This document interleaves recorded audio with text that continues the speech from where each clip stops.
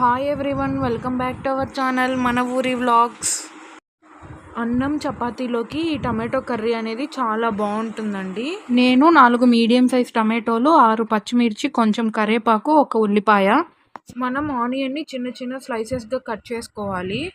Stove మీద కడాయి ఉంచి కడాయి వేడెక్కిన తర్వాత ఒక 2 టేబుల్ స్పూన్ ఆయిల్, కొంచెం ఆవాలు వేగిన తర్వాత మనం ముందుగా చోప్ చేసి పెట్టుకున్న ఆనియన్స్ యాడ్ చేసుకోవాలి. ఇందులో కొంచెం పసుపు యాడ్ చేసి ఆనియన్స్ అనేటివి పచ్చివాసన పోయేంత వరకు ఒక 2 మినిట్స్ వేయించుకోవాలి. ఇందులో పచ్చిమిర్చి, కరివేపాకు యాడ్ చేసి మంటని మీడియం ఫ్లేమ్లో ఉంచి ఫ్రై చేసుకోవాలి. ఆనియన్స్, పచ్చిమిర్చి మాడిపోకూడదండి, మాడిపోతే టేస్ట్ పోతుంది. ఆనియన్స్ బాగా మగ్గాయి. ఇప్పుడు మనం టమాటోస్ యాడ్ చేసుకుందాము.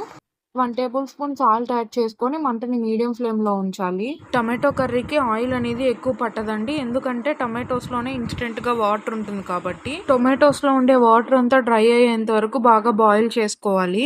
1 టేబుల్ స్పూన్ కారం యాడ్ చేసి 5 to 10 మినిట్స్ లో ఫ్లేమ్లో బాయిల్ చేసుకోవాలి.